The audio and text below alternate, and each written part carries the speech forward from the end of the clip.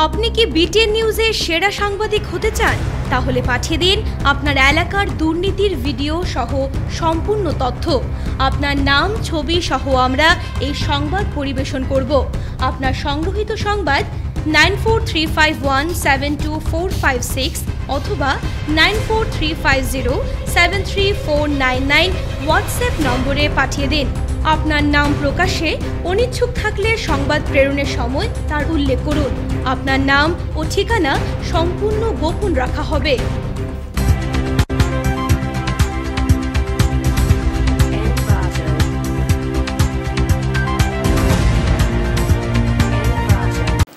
নমস্কার, বিটিএন সংবাদে আপনাদের স্বাগত। রয়েছে আমি মানসী।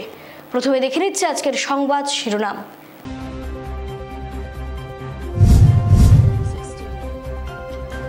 কংগ্রেস সভাপতি ভূপেন বরার ভাগ্য ফুটবে বিজেপিতেই। ভূপেন বরা বিজেপিতে যোগ দেওয়ার সংকেত দিচ্ছেন, ফের কটাক্ষ হিমন্তের।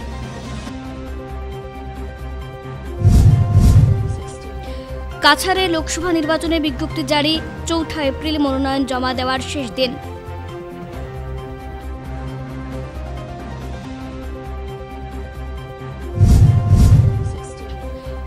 এপ্রিল প্রথম পর্যায়ের নির্বাচনে আসামের ৫টি লোকসভা কেন্দ্রে মনোনয়ন জমা পড়েছে ৩৮টি।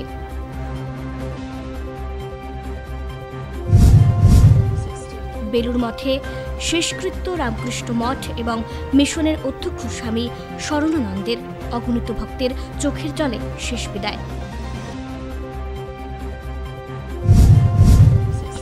হাইলাকান্দি জেলার আলগাপুরে বিদ্যুতের ছোবলে মৃত্যু বেশ কিছু গবাদি পশুর। আসছি বিস্তারিত খবরে। কংগ্রেস সভাপতি ভূপেন বরার ভাগ্য ফুটবে বিজেপিতে। ভূপেন বরা বিজেপিতে যোগ দেওয়ার সংকেত দিচ্ছেন, ফের কটাক্ষ হিমন্তের।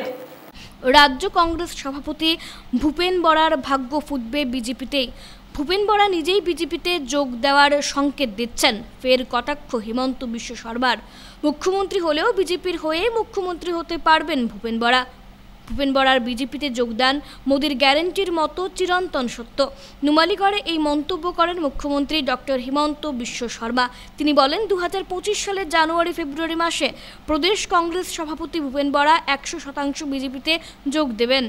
মুখ্যমন্ত্রী হিমন্ত বিশ্ব শর্মার এই ভবিষ্যৎবাণী নিয়ে কড়া প্রতিক্রিয়া ব্যক্ত করেছিলেন ভূপেন নিজেই। এরপর আজ ফের মুখ্যমন্ত্রী বলেন, ভূপেন বরা মূলত বিজেপিতে যোগদান করার সংকেত দিচ্ছেন। তিনি আজ ফের কংগ্রেস নিঃশেষ হওয়ার গ্যারান্টিও দেন। এদিকে মুখ্যমন্ত্রী শর্মা বলেন, প্রধানমন্ত্রী নরেন্দ্র মোদীর নেতৃত্বে আসামের মানুষের আস্থা রয়েছে।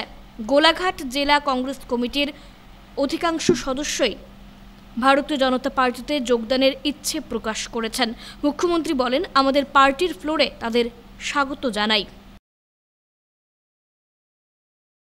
ভূপেন বৰাই যোগদান কৰিব। আজি এইটো ভূপেন বৰাই চাওক, আজি মই কিমান দিনৰ পৰা যোগদান কৰিম বুলি কৈ আছো। তেওঁতো না কোৱা নাই, হুলস্থুল কৰাৰ পিছতহে তেওঁ না কোৱা আৰম্ভ কৰিলে। কেতিয়া জনালে? যোৱা 7 দিনৰ পৰা মই কৈ আছো, 7 দিনটো মাতা নাই। এই গোলাঘাট আৰু যোৰহাটত আপোনালোকে বহুত বেয়াকৈ ধৰাৰ কাৰণেহে তেওঁ ক'লে, নহলেতো কোৱাই নাছিল ইমান দিনে। সেইকাৰণে তেওঁৰ যোগদানটো নিশ্চিত, সেইটো আপোনালোকে কনফাৰ্ম কৰি থৈ দিয়ক। খালি মই আগতে কৈছো 25ৰ আগে পাশে যোগদান তেওঁ এতিয়া না বুলি কৈছে, মুখ্যমন্ত্ৰী হ'ম বুলি কৈছে 26ত। হ'ব পাৰে, কিন্তু বিজেপিতে হ'ব। যি হয় কংগ্ৰেছত যি হয়, তেওঁৰ ভাগ্য বিজেপিতে আছে। গতিকে তেওঁ হোৱাটোতো মই কাৰ ভাগ্য কি লৈ আহিছে মইতো ক'ব নোৱাৰো, কিন্তু মই এইটো পুৰা জানো যে তেওঁৰ ভাগ্য বিজেপিৰ লগত। আজি আমাৰ কাজিৰঙা সমষ্টিৰ সকলো বিধায়ক আৰু এজিপি বিজেপিৰ এখন সমন্বয় সাধন কৰাৰ উদ্দেশ্যে মই এখন মিটিং কৰিলো। যোৱা 3 দিনত মই তেজপুৰত কৰিলো, তেজপুৰৰ পৰা লখিমপুৰত কৰিলো, লখিমপুৰৰ পৰা ডিব্ৰুগড়ত কৰিলো, ডিব্ৰুগড়ৰ পৰা যোৱা নিশা যোৰহাটত, আজি গোলাঘাটত। মোৰ প্ৰথম ৰাউণ্ডৰ যিটো সমন্বয় আৰু এটা কেনেকে আমি নিৰ্বাচনত যাম, কি ইছ্যু ল'ম, কোন নেতা কোন জিলাত লাগে, এই গোটেই যিটো প্ৰাৰম্ভিক নিৰ্বাচনৰ প্ৰস্তুতি, আজি প্ৰথম পৰ্যায়ৰ মই প্ৰস্তুতিটো সম্পূৰ্ণ কৰিলো। আৰু এতিয়া দ্বিতীয় পৰ্যায়ৰ প্ৰস্তুতি কৰিব। প্ৰথম ৰাউণ্ড যিহেতু শেষ হৈছে, এই মুহূৰ্তত কিমান সিট পাব? এই প্ৰথম ৰাউণ্ডত গোটেইকেইটা সিট পাম। এইকেইটা বিজেপিৰ খুব শক্তিশালী দুৰ্গ, গতিকে ইয়াতে কোনো অসুবিধা আগৰ পৰাই। কাছাড় জেলায় লোকসভা নির্বাচনের বিজ্ঞপ্তি জারি করলেন রিটার্নিং অফিসার। 4 এপ্রিল মনোনয়ন জমা দেওয়ার শেষ দিন।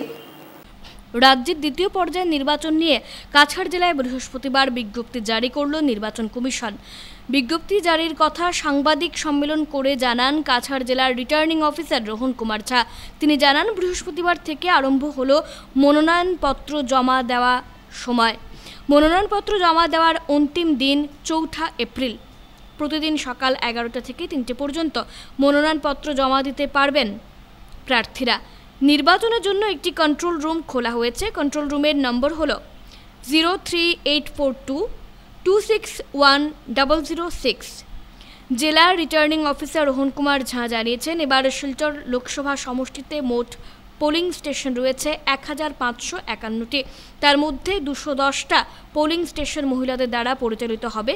নিরাপত্তার দায়িত্বে থাকবেন মহিলা নিরাপত্তা কর্মী। এছাড়া 14টি মডেল পোলিং স্টেশন ও 7টা পোলিং স্টেশন দিব্যাঙ্গ ভোটারদের কারণে থাকবে। সাংবাদিক সম্মেলনে পুলিশ সুপার নোমাল মাহাতো উপস্থিত ছিলেন। 8 नंबर सिलचर लोकसभा कॉन्स्टिट्यूंसी का नोटिफिकेशन इशू हुआ है। आज सुबह 11 बजे से हम लोग नॉमिनेशन लेने के लिए रेडी हैं। नॉमिनेशन देने का जगह है आरओ का चेंबर, मतलब डिस्ट्रिक्ट कमिश्नर का जो चेंबर है, वहाँ पे 11 बजे से 3 बजे के बीच में जो भी प्रत्याशी है, कैंडिडेट है, वो अपना नॉमिनेशन डाल सकते हैं। नॉमिनेशन रिलेटेड कोई भी किसी को कोई शंका हो, कोई क्लैरिफिकेशन हो, कोई डाउट हो, तो हमारे ओल्ड कॉन्फ्रेंस हॉल में हमारा नॉमिनेशन सेल बैठा है। आप वहाँ पे जाके आपको कोई भी डाउट है आप उसको क्लैरिफाई कर सकते हैं। Last date of filing nomination is 4 April 3 PM। 3 बजे 4 अप्रैल लास्ट डेट है नॉमिनेशन फाइल करने का। 5 अप्रैल को जो नॉमिनेशन फाइल हुए उनका स्क्रूटनी होगा। 8 तारीख को 3 बजे जिन लोगों ने नॉमिनेशन दिया, अगर उनमें से कोई अपने कैंडिडेचर को विड्रॉ करना चाहता है, उसका लास्ट डेट है 8 तारीख 3 बजे। 8 तारीख 3 बजे के बाद हमारा list of contesting candidates finalise होगा। डेट ऑफ पोल है हमारा 26 अप्रैल और हमारा काउंटिंग होगा 4 जून 2004 को। हमारे कंट्रोल रूम में हम लोगों ने एक लैंडलाइन नंबर लिया है, जिसमें कोई भी अपना कंप्लेन या कोई भी ग्रीवांस उसको लॉन्च कर सकता है। लैंडलाइन नंबर है 261006। हमारा एसटीडी कोड है 03842 और जो हमारा लैंडलाइन नंबर है वो है 261006। इसके अलावा अगर किसी को कोई कंप्लेन करना है, कोई अगर पॉलिटिकल पार्टी का पोस्टर दिखता है, पॉलिटिकल फिगर दिखता है या कोई भी जनरल कंप्लेन है, तो हम लोगों ने एक व्हाट्सएप नंबर एक्टिवेट किया है जो कि है 7002832898। इन दोनों नंबर्स पे आप 24 घंटे कोई भी कंप्लेन अपना लॉन्च कर सकते हैं, जिसका हम लोग प्रॉम्प्टली रिड्रेसल करेंगे। Thank you. इस बार सिलचर लोकसभा क्षेत्र में टोटल पोलिंग स्टेशन है 1551, 1551। आउट ऑफ 1551 पोलिंग स्टेशन हमारे 210 पोलिंग स्टेशन रहेंगे जो वुमेन मैन पोलिंग स्टेशन रहेंगे। मतलब उसमें सुरक्षा कर्मियों से लेके जो पोलिंग के जो ऑफिसर्स हैं पर्सनल सारे वुमेन होंगे। 14 मॉडल पीएस होंगे, मॉडल आदर्श पोलिंग स्टेशन, और 7 पोलिंग स्टेशन होंगे पीडब्ल्यूडी। जो 18 साल जिनका हुआ है उन सबको हमने ऐड किया और हमारा एडिशन इस तरह हुआ है कि जो स्टेट का जो प्रोजेक्टेड पॉपुलेशन डेटा है एज पर एज कोहोर्ट, मतलब 10-10 साल का जो गैप होता है, जैसे 18 से 19 साल, 20 से 29 साल, इसमें जो प्रोजेक्टेड डेटा है उसी हिसाब से हमारा फाइनल वोटर का लिस्ट बना है। इसका मतलब हम लोगों ने जितना स्टेट हम लोगों से एक्सपेक्ट करता था कि हम लोग उनको ऐड करें, हम लोगों ने ऐड किया है। और हमारे जो खास करके जो 100+ के जो वोटर्स हैं 117, तो इन 117 वोटर्स को वैसे तो हम लोग इनको ऑप्शन दे रहे हैं 12D फॉर्म का कि घर से ऊपर, इनको हम एक स्पेशल तरीके से इनको हम एक सम्मानित करेंगे। इन सारे 117 वोटर्स को, इनको अगर ये वोट देने आए तो इनको वोट केंद्र भी सम्मानित करेंगे, और अगर ये घर से वोट देने आए तो भी इनको सम्मानित करेंगे। क्योंकि अगर आप 100 साल के हो गए और आप वोट केंद्र आते हैं तो ये बहुत ही एक डेमोक्रेसी के लिए अच्छा बात है। उन सबको हम लोग फेलिसिटेट करेंगे, हम लोग उनसे आग्रह करेंगे, उनसे अनुरोध करेंगे कि वो खुद पोलिंग स्टेशन पे आके वोट दें। हम उनके लिए गाड़ी का भी बंदोबस्त करेंगे, उनको लाने का, उनको ले जाने का, वापस उनको छोड़ने का बंदोबस्त भी हम करेंगे अगर वो आना चाहते हैं तो। और अगर वो घर से वोट देना चाहते हैं तो फॉर्म 12D में वो अपने घर से भी वोट दे सकता है। सर 4% जो वोट पे हमारा रेगुलर डे एंड नाइट हमारा CAPF का पेट्रोलिंग चल रहा है, हमारा थाने से भी पेट्रोलिंग चल रहा है रेगुलर, और उस तरह से हम लोगों ने पूरे एरिया को हम कॉन्फिडेंस बिल्डिंग मेजर्स हम लोगों ने किया है। और इलेक्शन से पहले ये पूरे जो सेंसिटिव जैसे हम उसको मान के चल रहे थे, वल्नरेबल मान के चल रहे थे, नहीं जाएगा, पूरा नॉर्मल हो जाएगा sir. And people free and fair people वहाँ पे इलेक्शन प्रोसेस में भाग ले सकते सर। एक कुछ पोलिंग स्टेशन हमारे यहाँ से उधर भी गया है, उधर से हमारे यहाँ भी आया है, तो हमारा टोटल पुलिस स्टेशन 1551 है, और इतना पुलिस स्टेशन में जितना भी होगा इलेक्शन प्रोसेस में हमारे तरफ से सिक्योरिटी मेजर्स है। লোকসভা নির্বাচন নিয়ে বিস্তারিত তথ্য তুলে ধরল করিমগঞ্জ প্রশাসন। আসন্ন লোকসভা নির্বাচনের পরিপ্রেক্ষিতে বৃহস্পতিবার করিমগঞ্জে প্রশাসনের এক বিশেষ সভা অনুষ্ঠিত হয়। করিমগঞ্জ ও হাইলাকান্দি প্রশাসনিক উচ্চপদস্থদের নিয়ে বিশেষ সভাটি হয় করিমগঞ্জ জেলা আয়ুক্তের কনফারেন্স হলে আয়োজিত সভায় ব্যয় পর্যবেক্ষক প্রদীপ কুমার বিশ্বাস বিশেষভাবে সামিল ছিলেন। অবাধ ও সুষ্ঠুভাবে নির্বাচন ব্যয় সংক্রান্ত সহ অন্যান্য গুরুত্বপূর্ণ দিক দিয়ে আলোচনা হয় দুই জেলার প্রশাসনিক উচ্চপদস্থদের উপস্থিতিতে। দীর্ঘক্ষণ আলোচনা শেষে সংবাদ মাধ্যমের মুখোমুখি হয়ে ব্যয় পর্যবেক্ষক এ নিয়ে বিস্তারিত তুলে ধরেন, এছাড়া আরও বিভিন্ন তথ্য তুলে ধরেন। প্রথম মিটিং আমাদের সমস্ত নোডাল যারা আছে মানে বিভিন্ন ডিপার্টমেন্টের তাদের নিয়ে করা হলো। ইলেকশন প্রসিডিওর বা কী রোল প্লে করবে সেটাকে ডিসকাস করা হলো। প্রপারলি করা হচ্ছে, মানে চলবে সবই। এই জন্য স্যার মানে কতজনকে নিয়ে আসা হবে, যেহেতু স্যার যখন নমিনেশন সাবমিট করা হবে অনেক সংখ্যক লোকের ভিড় দেখা যায়, সেক্ষেত্রে সিকিউরিটি সিস্টেম কী ধরনের রয়েছে এবং কতজনকে নিয়ে নমিনেশন সাবমিট করার আশা নেবেন? নমিনেশন সাবমিট করে আপনি পুরো পার্টির লোক কি আসবেন, কিন্তু তারা বাইরে থাকবে নমিনেশন করার জন্য কতজন লাগবে? Inside the chamber, 5 people including candidates, and within 100 meters, only 3 vehicles are allowed. 19 April প্রথম পর্যায়ের নির্বাচনে আসামের 5টি লোকসভা কেন্দ্রে 38 জন প্রার্থীর মনোনয়ন জমা। 19 এপ্রিল প্রথম পর্যায়ে নির্বাচন আসামে 5টি লোকসভা কেন্দ্রে 38 জন প্রার্থী মনোনয়ন জমা দিয়েছেন। কেন্দ্রীয় মন্ত্রী সর্বানন্দ সোনোয়াল এবং কংগ্রেসের কেন্দ্রীয় নেতা গৌরব গগৈ সহ মোট 38 জন প্রার্থী আসামে 19 এপ্রিল নির্ধারিত প্রথম ধাপের ভোটের জন্য তাদের মনোনয়ন জমা দিয়েছেন। নির্বাচন কমিশন সূত্রে এক খবরে জানা গেছে, বুধবার মনোনয়ন জমা দেওয়ার শেষ দিনে 26 জন তাদের মনোনয়নপত্র জমা দিয়েছেন। তাদের মধ্যে রয়েছে যোরহাটের বর্তমান বিজেপি সাংসদ তপন গগৈ, কাজিরাঙ্গা রাজ্যসভার সাংসদ কামাখ্যা প্রসাদ দাসা এবং শোণিতপুরে বিধায়ক রঞ্জিত দত্ত। প্রথম দফায় যে আসনগুলিতে ভোট হবে তা হল ডিব্রুগড়, যোরহাট, লখিমপুর, শোণিতপুর এবং কাজিরাঙ্গা। মুখ্যমন্ত্রী হিমন্ত বিশ্ব শর্মা যোরহাট এবং গোলাঘাটে মনোনয়ন জমা দেওয়ার সময় গগৈ এবং দাসার সাথে উপস্থিত ছিলেন এবং আত্মবিশ্বাস প্রকাশ করেছিলেন যে উভয় প্রার্থী তাদের নিজ নিজ আসনে জয়ী হবেন এবং প্রধানমন্ত্রী নরেন্দ্র মোদীকে টানা তৃতীয় মেয়াদে দেশকে নেতৃত্ব দিতে সহায়তা করবেন। তিনি বলেছিলেন যে তপন গগৈর ব্যাপক সমর্থন প্রধানমন্ত্রীর প্রতি মানুষের ভালোবাসা এবং বিশ্বাসের প্রতিফলন এবং আমি নিশ্চিত যে তিনি 3 লক্ষেরও বেশি ভোটের ব্যবধানে জয়ী হবেন। নির্বাচনী এলাকায় তপন গগৈর প্রতিপক্ষ হলেন লোকসভা বিরোধী দলের উপনেতা গৌরব গগৈ, যিনি মঙ্গলবার মনোনয়ন জমা দিয়েছেন। যোরহাটে মোট 5 জন প্রার্থী তাদের মনোনয়ন জমা দিয়েছেন। এদিকে কাজিরাঙ্গায় কামাখ্যা প্রসাদ দাসের লড়াই হবে প্রাক্তন বিধায়ক এবং কংগ্রেস প্রার্থী রোশেলিনা তির্কির বিরুদ্ধে, যিনি মঙ্গলবার মনোনয়ন জমা দিয়েছেন। শেষ দিনে 9 জন মনোনয়ন জমা দিয়ে সর্বোচ্চ 12 জন প্রার্থী রয়েছেন। শোণিতপুরে বিজেপি বিধায়ক এবং প্রাক্তন মন্ত্রী রঞ্জিত দত্ত তার মনোনয়ন জমা দিয়েছিলেন এবং তার সাথে ছিলেন দলের রাজ্য সভাপতি ভবেশ কলিতা এবং বিজেপির রাজ্যসভার সাংসদ বীরেন্দ্র প্রসাদ বৈশ্য।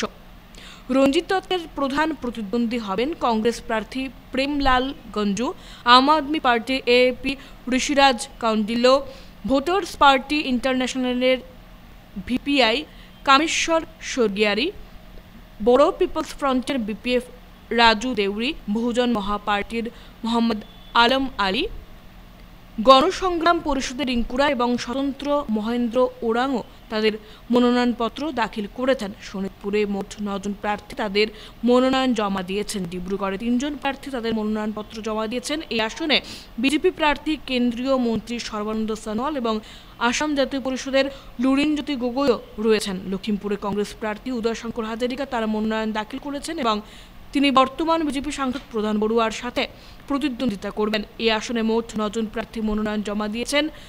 28শে মার্চ যাচাই বাছাই অনুষ্ঠিত হবে এবং প্রার্থিত্ব প্রত্যাহারের শেষ তারিখ 30শে মার্চ। বেলুর মঠে শেষকৃত্য রামকৃষ্ণ মঠ এবং মিশনের অধ্যক্ষ স্বামী শরণানন্দের অগণিত ভক্তের চোখের জলে শেষ বিদায়। মঙ্গলবার রাত থেকেই প্রয়াত অধ্যক্ষ স্বামী শরণানন্দের দেহ শায়িত ছিল বেলুর মঠে। কাতারে কাতারে দর্শনে সামিল হন ভক্তরা। গুরুকে শেষ শ্রদ্ধা জানাতে জড়ো হয়েছিলেন হাজার হাজার মানুষ। এদিকে বুধবার রাত 9টায় বেলুর মঠে শেষকৃত্য সম্পন্ন হয় রামকৃষ্ণ মঠ এবং মিশনের অধ্যক্ষ স্বামী শরণানন্দ মহারাজের। সাক্ষী ছিলেন হাজারো ভক্ত। শেষকৃত্য সম্পন্ন না হওয়া পর্যন্ত ঠায় দাঁড়িয়েছিলেন ভক্তরা। এদিকে মঙ্গলবার রাত 8টা 14 রামকৃষ্ণ মিশন সেবা প্রতিষ্ঠানে শেষ নিঃশ্বাস ত্যাগ করেন স্বামী শরণানন্দ। বয়স হয়েছিল 95 বছর। অসুস্থ হয়ে সেই হাসপাতালে ভর্তি ছিলেন তিনি। মঙ্গলবার রাত থেকে স্বামী শরণানন্দের দেহ শায়িত ছিল বেলুর মঠে। ভক্তদের দর্শনের জন্য উন্মুক্ত ছিল মাঠের দরজা।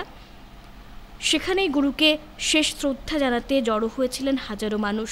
এদিকে আগামী 7 এপ্রিল বেলুর মঠে স্বামী শরণানন্দের স্মৃতিতে শোকসভার আয়োজন করা হয়েছে। এদিন বিশেষ পুজোর আয়োজনও করা হয়েছে। গত 29শে জানুয়ারি মূত্রনালীতে সংক্রমণের কারণে স্বামী শরণানন্দকে রামকৃষ্ণ মিশন সেবা প্রতিষ্ঠানে ভর্তি করানো হয়েছিল।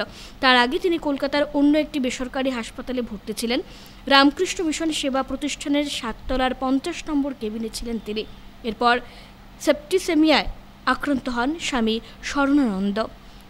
শ্বাসকষ্ট দেখা দেয়। 3রা মার্চ আচমকায় তাঁর শারীরিক অবস্থার অবনতি হওয়ায় তাকে ভেন্টিলেশনে দেওয়া হয়। গত 13 মার্চ ছোট অস্ত্রোপচার করে কৃত্রিমভাবে শ্বাসকার্যের জন্য একটি নল ঢোকানো হয় তার শ্বাসনালীতে। চিকিৎসকেরা জানিয়েছিলেন কিডনিতেও সমস্যা হয়েছিল তার। এদিকে 1958তে অদ্বৈত আশ্রমের কলকাতা শাখায় আসেন। দীর্ঘ 18 বছর কাজ করেছেন অদ্বৈত আশ্রমের বিভিন্ন শাখায়। বিবেকানন্দ প্রবর্তিত ইংরেজি পত্রিকা প্রবুদ্ধ ভারতের প্রবন্ধক সম্পাদকের দায়িত্ব সামলেছেন কয়েক বছর। প্রায় 15 বছর রামকৃষ্ণ মিশন সারদা পীঠের সম্পাদক ছিলেন। 1983তে রামকৃষ্ণ মিশনের গভর্নিং বডির সদস্য হন। 1991-এ চেন্নাই রামকৃষ্ণ মিশনের প্রধান হিসেবে নিযুক্ত হন তিনি।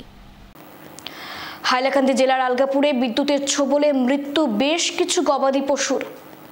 হাইলাকান্দির আলগাপুর সমষ্টির অন্তর্গত ভাটি সঞ্জুরাই এলাকায় বিদ্যুতের কবল থেকে একটি বসতবাড়ি বরাত জুড়ে রক্ষা পেল পরিবারের মানুষ, কিন্তু ঘরে থাকা হাঁস, কুকুর, গরু, ছাগল সহ অন্যান্য গবাদি পশুর মৃত্যু হয়েছে। বৈদ্যুতিক শর্ট সার্কিটের ফলে ফ্রিজ, ফ্যান ও টিভি সহ অসংখ্য সামগ্রীর ব্যাপক ক্ষয়ক্ষতি হওয়ার খবর পাওয়া গেছে। বিদ্যুতের তার ছিঁড়ে পড়ায় এই ঘটনা সংঘটিত হয়েছে বলে জানা গেছে। ঘটনার খবর পেয়ে বিভাগীয় কর্তৃপক্ষ এলাকায় ছুটে গিয়ে ক্ষতিগ্রস্ত পরিবারের খোঁজ খবর নেন। এদিকে এজিওয়াইসিপি হাইলাকান্দির জেলা সভাপতি দিলওয়ার হোসেন লস্কর ঘটনাস্থলে পৌঁছে দুঃখ প্রকাশ করেছেন। তিনি জেলা শাসকের হস্তক্ষেপ কামনা করে ক্ষতিগ্রস্ত পরিবারকে সরকারি সহায়তা প্রদানের দাবি জানিয়েছেন। হঠাৎ 11,000 বিদ্যুতের তার ছিঁড়ে এক ভয়ঙ্কর দুর্ঘটনা সংঘটিত হয়েছে। কিছু সময় পূর্বে দেখা গেছে, আমি সংবাদ মাধ্যমের যুগে দিয়ে আমি এটা ইলেকট্রিক ডিপার্টমেন্টের মানুষে দেখেছে, কিন্তু দেখে এই যে ক্ষতি হয়েছে এই ক্ষতিপূরণ দেওয়ার জন্য আমি ইলেকট্রিক ডিপার্টমেন্ট বা বিভাগীয় কর্তৃপক্ষকে আমি আহ্বান জানাচ্ছি। তৎসঙ্গে আমি এটাও জানাচ্ছি যে এই ভয়ঙ্কর যে দুর্ঘটনা ঘটেছে এই দুর্ঘটনার উপযুক্ত তদন্ত করার লাগি আমি এসডিও মহোদয়কে আহ্বান জানাচ্ছি, যাতে অতি শীঘ্রই উনি এই গুলালিয়া বা বাটিসাংজুরাই যে জায়গায় ঘটনা হয়েছে এই জায়গায় উপস্থিত হয়ে উনি এই সরজমিন তদন্ত করার জন্য বা যার যার বাড়িতে এই ধরনের ঘটনা হয়েছে তার ক্ষতিপূরণ দেওয়ার জন্য আমি দাবি জানাচ্ছি। তৎসঙ্গে এটাও জানাচ্ছি যে এটা কোনো ধরনের কোনো হঠাৎ করে ঘটনা হয়েছে, যে 7টা 30 মিনিটের সময় হঠাৎ করে এই ঘটনাটি ঘটেছে। যার জন্য আমি এখনো পর্যন্ত এসডিও মহোদয় খবর পেয়েছেন, প্রায় 3 ঘন্টা হয়ে গেছে, কিন্তু এসডিও মহোদয় এখনো পর্যন্ত এই জায়গায় উপস্থিত হন নাই। আমি এসডিও মহোদয়কে আহ্বান জানাচ্ছি যাতে অতি শীঘ্রই এই অন দ্য স্পটে এসে এই যেগুলা ঘটনা ঘটেছে এই ঘটনার তদন্ত করার জন্য, আর এই তদন্ত করে ক্ষতিপূরণ কিভাবে দেওয়া হবে স্থানীয় মানুষকে আশ্বাস দেওয়ার জন্য আমি জেওয়াইসিপির পক্ষ থেকে আমি আহ্বান জানাচ্ছি। শিলচর আশ্রম রোডে দুপক্ষের মারপিটে গুরুতরভাবে আহত বেশ কয়েকজন লোক, মামলা থানায়। বুধবার শিলচর আশ্রম রোডে শিশু মন্দির গলিতে দুপক্ষের মারপিটের উত্তপ্ত পরিস্থিতির সৃষ্টি হয়। ন্যাশনাল হাইওয়ে পেট্রোল পোস্টের ইনচার্জ কপিল দেবনাথ দলবল নিয়ে ঘটনাস্থলে উপস্থিত হয়ে পরিস্থিতি নিয়ন্ত্রণে আনতে সক্ষম হন। দুপক্ষের মারপিটে গুরুতরভাবে আহত বেশ কয়েকজন লোক। সংবাদ মাধ্যমের সাথে কথা বলতে গিয়ে আহত বজেন্দ্র দাস, দীপালি দাস, রাজেশ দাস সহ তাদের পরিবারের লোকেরা জানান, ওই এলাকার টিটু দাস, ভজন দাস, দিবু দাস, ধনু দাস নামের যুবকরা দলবল নিয়ে ধারালো অস্ত্রসহ হাতে বন্দুক নিয়ে তাদের ঘরে প্রবেশ করে বেধড়ক মারপিট করে তাদের স্বর্ণালঙ্কার সহ নগদ 2 লক্ষ টাকা হাতিয়ে নিয়ে যায়। দুষ্কৃতীদের মারে গুরুতরভাবে আহত হন তাদের পরিবারের একজন গর্ভধারিণী বধূ সহ বেশ কয়েকজন লোক।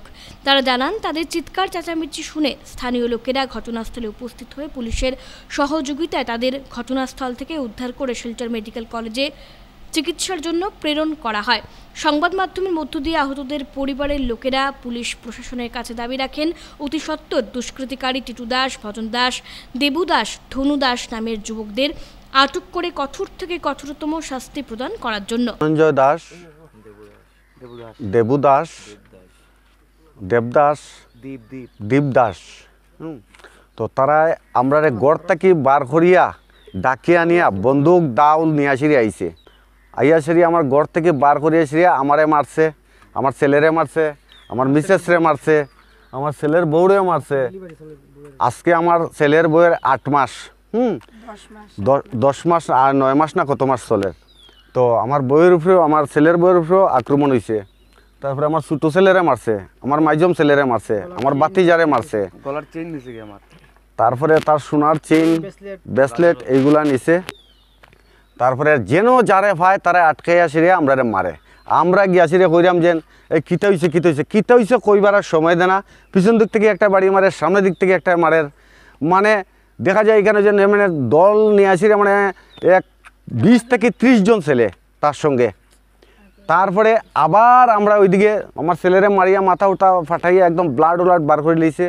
তারা মেডিকেল নিয়ে যেতাম, মেডিকেল নিয়ে যেতে দেয় না, তারা রাস্তার মধ্যে আটকাইয়া আবার আমারে মারছে। আমারে মারিয়া সেরিয়া আবার ইয়ে সেরিয়া আমার ওই যে আমার ইয়ে বাই লাগে হেরেও মারছে। হ্যাঁ, তারপরে দিকে তারা দেখা যায় কিতা হাতের মধ্যে আতে আতে বেন্দা দাও সবের কাছে হাতিয়ার আছে। তো এই ধরনের এর আগে একবার তারা এরকম প্ল্যান করছে, এই মনে হয় 2-3 বছর আগে এইরকম আবার আক্রমণ করছিল। তারা জিদ বাঁধিয়া রয়েছে, কিন্তু তারার উপরে আমরা আজ পর্যন্ত কোনো ধরনের কোনো অত্যাচার এবং লাগালাগি কোনো কিছু করছি না। এমনি তারার যেন কি আমরা ক্ষতি করছি তারার, এটা তো আমি বুঝতে পারলাম না। ঠিক আছে, এখন আমরা প্রশাসনের কাছে একটাই দাবি, এই ছেলেগুলারে জীবনযাপন জেল হইতো তারার, আর টিটুরে এনকাউন্টার করা হইতো। টিটু যে ছেলে, এর রেকর্ড বহুত খারাপ, বন্দুক লইয়া ঘুরে, পিস্তল লইয়া ঘুরে। আমরা আশ্রমের দুর্গাপূজার দশমীতে তার শশীন্দ্রদার ছেলে ধনু দাস, তার কাছে আমি হাতেও দরিয়া পাওয়াতে দরিয়া মাপসাইয়া কইছি আমি তার কাছে বলে কোনো যদি বুল টুল হয় বাবা কেউ ঝগড়া টগড়া করিও না। এই ঝগড়া থাকতেও তারা ঝগড়া করছে। দশমীত গিয়া তারা বিলপাড়া পার্টির লগে মারি করছে, দনুয়ে করছে, এই বজনে করছে, টিটুয়ে করছে, তারা মিলিয়া ঝগড়া করছে। ঝগড়া করিয়া থানার মাঝে হ্যারাসমেন্ট হয়েছে কি, আমরা দশমীর পূজাত গেছিলাম, আমরা গিয়ে হ্যারাসমেন্ট করে নিছে। থানার দরিয়া পরে এক থানা থেকে আরেক থানা আমরা ট্রান্সফার করাইছে। কমিটি মানে সবরে মানে আমরা অসম্মানী করাই নিয়েছে। তারা 2 দিন পরে পরে এরকম ঘটনা করে, 2 দিন পরে পরে ঘটনা। ওই দিনে একটা ছেলেরে মারিয়া গলার চেইন নিচে গিয়া 1 লাখ টাকা মোবাইল লিয়ে গেছে, গলার একটা চেইন লিয়ে গেছে, আমরা টাকা পয়সা নিছে, চেইন নিছে। আমি আমার বাতিজারে নিয়ে আমি নিজে মেডিকেল নিয়ে আইতাম, তারা রাস্তা মেয়ে আটকাইয়া মারধর করা শুরু করছে। তার শশীন্দ্রদার ছোটো ছেলেটায় আমার কলারও ধরছে, ধরিয়ে আমারে মানে মারার চেষ্টা করছে। আরও কয়েকটা ছেলে আমার লাত্তি করছে, আমার গলার চেইন আসলো, আমার ব্রেসলেট আসলো, তারা নিচে গিয়ে মারিয়া দূরিয়ে আমরা আবার সময় পাইতেছি না, মানে আমরা রাস্তা দিকে আইতেই না, তারা মানে আমরা আটকে মারধর করছে। প্রশাসনের কাছে আমরা দাবি তার শাস্তি লাগে। মুখ্যমন্ত্রীর নির্দেশে পাওনা টাকা ফিরে পাওয়ায় হিমন্ত বিশ্ব শর্মাকে ধন্যবাদ জানালেন বিজেপি কর্মী। মুখ্যমন্ত্রী হিমন্ত বিশ্ব শর্মার কাছে নালিশ করে পাওনা টাকা ফিরে পেলেন বিজেপির সোনাই মণ্ডলের সংখ্যালঘু মোর্চার সভাপতি আব্দুল করিম মজুমদার। মুখ্যমন্ত্রীর নির্দেশে 72 ঘন্টার ভেতরে কাছাড়ের পুলিশ সুপার নোমাল মাহাতো আব্দুল করিম মজুমদারকে টাকা পাইয়ে দিলেন। বৃহস্পতিবার সোনাই মণ্ডল কার্যালয়ে সাংবাদিক সম্মেলন করে মুখ্যমন্ত্রী ডক্টর হিমন্ত বিশ্ব শর্মা ও পুলিশ সুপার নোমাল মাহাতোকে ধন্যবাদ ও কৃতজ্ঞতা জানান আব্দুল করিম মজুমদার সহ সোনাই বিজেপির মণ্ডল সভাপতি ভজন সেন ও সংখ্যালঘু মোর্চার জেলা সহ সভাপতি হামিদুল ইসলাম লস্কর। এদিন সাংবাদিক সম্মেলনে আব্দুল করিম মজুমদার বিস্তারিত তুলে ধরে জানান, 2019 সালে আলিটিকর এলাকার বড়ভূয়া পদবীর এক ঠিকাদার তার 2টি এক্সকেভেটর ভাড়া নিয়েছিলেন।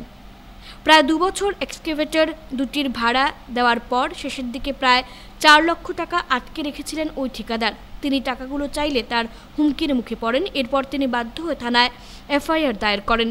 এতে কোনো লাভ হয়নি। শেষে বাধ্য হয়ে তিনি গত 8 ফেব্রুয়ারি মুখ্যমন্ত্রী হিমন্ত বিশ্ব শর্মা শিলচর বিজেপি কার্যালয়ে আসলে লিখিতভাবে বিষয়টি জানিয়েছিলেন মুখ্যমন্ত্রীকে। 2 দিন আগে কাছাড়ে পুলিশ সুপার তার কাছ থেকে সব তথ্য নেন। এরপর 72 ঘন্টার মধ্যে বুধবার তার হাতে উকিলের মারফতে 2 লক্ষ টাকা তুলে দেওয়া হয়। ভারতীয় জনতা পার্টি সোনাই মণ্ডল কর্তৃক আয়োজিত এই সভায় আজকের সভায় উপস্থিত আমার সংখ্যালঘু মোর্চার সোনাই মণ্ডলের সভাপতি করমুদ্দিন মজুমদার, আব্দুল করিম মজুমদার। তো ওনার একটা ঠিকাদারি করতে গিয়ে বিগত 3 বছর অনেক প্রাপকের নিকট ওনার জেসিবির ভাড়া ছিল। তো গত সৌভাগ্যবশত 8/2/2024 ইংরেজি আমাদের মাননীয় মুখ্যমন্ত্রী ডক্টর হিমন্ত বিশ্ব শর্মা জেলা অফিসে এসেছিলেন। তো উনি ওই দিন আব্দুল করিম মজুমদার ওনাকে ওনার যে অভিযোগ ছিল সেই অভিযোগপত্র তুলে দিয়েছিলেন এবং আমরা খুবই গর্ববোধ করি যে মুখ্যমন্ত্রী মহাশয় 15-16 দিনের মধ্যে পদক্ষেপটা নিয়েছেন। কাছাড়ের এসপি নিকট সেই কমপ্লেন এসেছিল। কাছাড় এসপি 27 তারিখ গতকালকে অবধি 3 দিন অর্থাৎ 24 তারিখ থেকে 27 তারিখ পর্যন্ত উনি সেই টাকাটা গত 27 তারিখ আমাদের যে প্রাপক ছিলেন আব্দুল করিম মজুমদার ওনার হাতে তুলে দিয়েছেন। তো আমি সেই জন্য ভারতীয় জনতা পার্টির পক্ষ থেকে আমাদের মাননীয় মুখ্যমন্ত্রী হিমন্ত বিশ্ব শর্মাকে সোনাই মণ্ডল মাইনরিটি মণ্ডল আব্দুল করিম মজুমদার, মাইনরিটি মোর্চার মণ্ডল প্রেসিডেন্ট আব্দুল করিম মজুমদার। আমি একজন ঠিকাদার কাজ করি। আমার 2টা জেসিবি আছে। জেসিবির পয়সাগুলা আমি কাজ করলাম যে কোনো একজন ঠিকাদারের কাছে। উনি আমাকে কিছু টাকা দেন, বাকি 2,20,000 30,000 মতো রইল। উনি থাল বাহানা করে 3 বছর যাবতীয় আমাকে আজকে দিমু, রোজা পরে দিমু, ঈদের পরে দিমু, first payment I second payment I করে 3 বছর ঘুরাইছে। আমি আর শিলচরের কেউ বাকি নাই বিচার দিয়া, কোনো বিচার পাইছে না। লাস্ট মোমেন্টে রাঙ্গে খাই তো এফআইআর দিছে, এটাও কিছু রেসপন্স হয়েছে না। আমার এগ্রিমেন্ট নাই। সদরও একটা কেস দিছি, এটাও মানে কোর্টও মারফতে গেছে, ফাইনাল রিপোর্ট হয়েছে পাইছে না তারা। অনেক অনেক ধন্যবাদ জানাই। কিতাব দিয়া যে আমি ধন্যবাদ জানাই, আমি নিজে বলতে পারছি না মুখ দিয়ে। আমি যে আমার এই পয়সা দিয়ে আমার পরিবার চলে, আমার জেসিবির ইনস্টলমেন্ট চলে। আমি অনেক কষ্টে আসলাম অতদিন। আমার ফাইন্যান্স, আমার জেসিবির ফাইন্যান্স এখনও 1,53,000 ডিউ আছে এসবিআইতে। আমি কাজ করিয়া ইনস্টলমেন্ট দেই, কিছু পয়সা বাঁচাই আমার পার্টির কাজ করে। আমি সোনাই মণ্ডলের মাইনরিটি মণ্ডল প্রেসিডেন্ট, পার্টিরও কিছু কাজ করে। অনেক ধন্যবাদ জানাই আমার ডক্টর হিমন্ত বিশ্ব স্যার মহাশয়কে। লাইমস্টোন বোঝাই ডাম্পারে তাণ্ডব, চালক ও জনতার মধ্যে হাতাহাতি, উত্তেজনা সুতারকান্দিতে। সীমান্ত জেলা করিমগঞ্জের সুতারকান্দি আন্তর্জাতিক সীমান্ত দিয়ে প্রতিদিন শত শত লাইমস্টোন বোঝাই ডাম্পার বাংলাদেশ পৌঁছায়। চালকদের ওভারটেক করাকে দীর্ঘদিন যাবৎ নাজেহাল অবস্থায় দিন কাটাচ্ছেন এলাকার জনগণ। লাইমস্টোন বোঝাই ডাম্পারের তীব্র বেগে সুতারকান্দি এলাকা মরণ ফাঁদে পরিণত হয়েছে। একদিকে ধুলোঝড়, অন্যদিকে বেহাল সড়কের দরুন বিপাকে পড়েছেন স্থানীয়রা।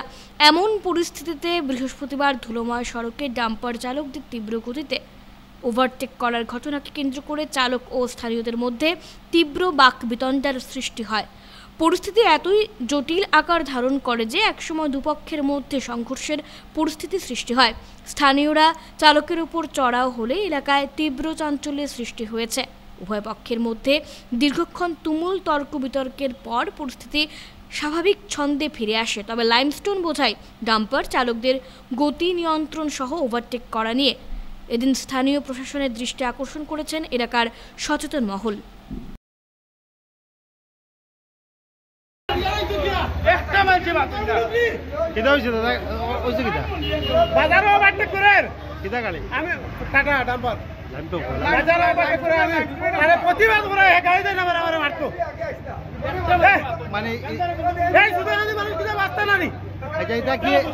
এই যে গাড়িগুলো এই গাড়িগুলো কি গাড়ি যায়? গাড়ি যায় দাদা, এটা হইলে লাইমস্টোনের গাড়ি। সুতারকান্দি বুঝছেন নি, 1 নম্বর রাস্তার রোডে কোনো পানি মারা হয় না, অনবরত দুল চুল উড়ে, বুঝছেন নি। 2 নম্বর সুতারকান্দি রাস্তার মধ্যে 3 সাইডটা লাইন লাগাই তারা রাখি দেন। 3 সাইডটা লাইন লাগাই গ্রামের মানুষ চলাফেরা করতে পারে না, গাড়িগুলো চলাফেরা করতে পারে না। স্কুলের সামনে আপনি এখন যাইব, স্কুলের সামনে গাড়িগুলো লাগিয়ে সব স্কুলের রাস্তা উত্তাপ করে রাখি দিছে। তারা এগুলোকে আমরা মাথার বাইরে, তারা এক্সপোর্টার বলে আমরা কথা শুনে না, অ্যাসোসিয়েশনে কথা শুনে না। ওই যখন না আপনি হারলোড গাড়িগুলোতে 1 নম্বর ওভারলোড। ওভারলোড যাক, আমরা কোনো আপত্তি নাই, কিন্তু মেন হচ্ছে রাস্তার মধ্যে দুলা উলা, এরপরে রাস্তার মধ্যে 3টা 4টা লাইন লাগে তারা রাখি দেয়। এটা কেন? এটা আমরা প্রশাসনটা হওয়ার বাদে প্রশাসনে তো আমরা এটা দৃষ্টি আকর্ষণ দেয় না। ওটা দৃষ্টি আকর্ষণ দিবার লাগে আপনার মাধ্যমে আমরা অনুরোধ করি, আর যাতে এইগুলা সিরিয়ালে থাকে, আমরা পানি টানি মারা হয়, সমস্যা দূর হয়ে থাকে। গাড়িগুলো আমরা চলতাম পারি না। আপনি একটা মাত্রা দেখুন, রাস্তা আল্লো রাস্তার 2 লোক দেখায়। শিলচর জেলা কংগ্রেস কমিটির মুখপাত্রের দায়িত্ব পেলেন মাহমুদ হোসেন লস্কর। পুনরায় কংগ্রেস দলে যোগদানের পর এবার শিলচর জেলা কংগ্রেস কমিটির মুখপাত্রের দায়িত্ব পেলেন মাহমুদ হোসেন লস্কর। বৃহস্পতিবার শিলচর জেলা কংগ্রেসের মিডিয়া সেলের চেয়ারম্যান দেবদীপ দত্ত এক নির্দেশে তাকে এই দায়িত্ব দেন। এদিকে এই নিযুক্তির জন্য দলের জেলা সভাপতি অভিজিৎ পাল সহ জেলার নেতৃবৃন্দের প্রতি কৃতজ্ঞতা প্রকাশ করেন মাহমুদ হোসেন। দলীয় কাজকর্ম পরিচালনা করতে সর্বস্তরের কর্মকর্তাদের সহযোগিতা কামনা করেন। উল্লেখ্য, বিগত দিনে কর্ণেন্দু ভট্টাচার্য, অরুণ দত্ত মজুমদারের নেতৃত্বে শিলচর জেলা কংগ্রেস কমিটির সাধারণ সম্পাদক তথা মুখপাত্র পদে দায়িত্ব পালন করছেন মাহমুদ হোসেন লস্কর। ছাত্র জীবন থেকে কংগ্রেস দলের সঙ্গে যুক্ত ছিলাম। আমি পার্থ চক্রবর্তীর নেতৃত্বে শিলচর জেলা যুব কংগ্রেসের সাধারণ সম্পাদকের দায়িত্বে বহু বছর ছিলাম। আমি প্রদেশ যুব কংগ্রেসের সম্পাদক ছিলাম রানী নরের নেতৃত্বে। পরবর্তীতে আমি শিলচর জেলা কংগ্রেসের সাধারণ সম্পাদক, জেলা কংগ্রেসের মুখপাত্র সোনাইয়ের দায়িত্বপ্রাপ্ত হিসেবে আমি প্রায় 15 বছর কাজ করেছিলাম। আমি অরুণ দত্ত মজুমদার এবং কর্ণেন্দু ভট্টাচার্যের নেতৃত্বে শিলচর জেলা কংগ্রেসের সাধারণ সম্পাদকের দায়িত্ব ছিলাম। কিন্তু 2017-এর মাঝামাঝি তৎকালীন কংগ্রেস নেত্রী, যিনি বর্তমানে কংগ্রেসে নেই, ওনার স্বজন পোষণ নীতির বিরুদ্ধে আমি কংগ্রেস পরিত্যাগ করেছিলাম। আজকে আমি আবার শিলচর জেলা কংগ্রেস সভাপতি অভিজিৎ পালের নেতৃত্বে পুনরায় শিলচর জেলা কংগ্রেসের স্পোক পার্সনের দায়িত্ব পেয়েছি। আমি ঘরের ছেলে হিসাবে ঘরে ফিরে আসে আনন্দ ভোগ করছি। কাটিগড়ার বুরুঙ্গায় অপরিচিত এক ব্যক্তির মৃতদেহ উদ্ধারের ঘটনায় এলাকা জুড়ে সৃষ্টি হয়েছে তীব্র চাঞ্চল্যের। বুধবার রাত 8টায় কাটিগড়া সমষ্টির বরুঙ্গা রেলগেটের 10 নম্বর ব্রিজের পাশে এক অপরিচিত ব্যক্তির পরিত্যক্ত লাশ উদ্ধার হওয়ায় এলাকা জুড়ে চাপা উত্তেজনা বিরাজ করছে। প্রত্যক্ষদর্শীরা যুবকের মৃতদেহ দেখতে পেয়ে বিহারা পুলিশকে খবর দেন। পুলিশ ঘটনাস্থলে পৌঁছে যুবকের মৃতদেহ উদ্ধার করে ময়না তদন্তের জন্য শিলচর চিকিৎসা মহাবিদ্যালয়ে প্রেরণ করে। মৃত যুবকের এখনও কোনো পরিচয় পাওয়া যায়নি। যুবকটি আত্মহত্যা করেছে বলে সন্দেহ প্রকাশ করেছেন স্থানীয়রা। তবে ময়না তদন্তের পর ঘটনার সত্যতা প্রকাশ্যে আসবে বলে ধারণা অনেকেরই। এদিকে ঘটনাকে কেন্দ্র করে গোটা এলাকায় চাঞ্চল্য বিরাজ করছে। শেষ করার আগে খবরের বিশেষ অংশগুলো আরো একবার।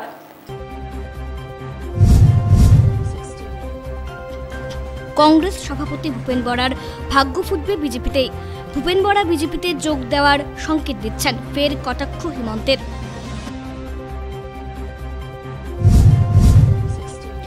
কাছাড়ে লোকসভা নির্বাচনে বিজ্ঞপ্তি জারি, ৪ এপ্রিল মনোনয়ন জমা দেওয়ার শেষ দিন।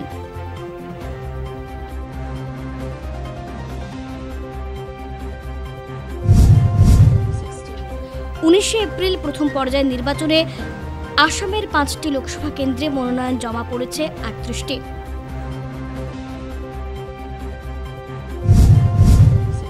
বেলুর মঠে শেষকৃত্য রামকৃষ্ণ মঠ এবং মিশনের অধ্যক্ষ স্বামী শরণানন্দের অগণিত ভক্তের চোখের জলে শেষ বিদায়।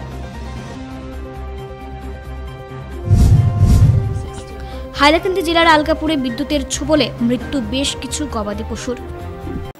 এখনকার মতো বিটিএন সংবাদ এই পর্যন্তই। ধন্যবাদ।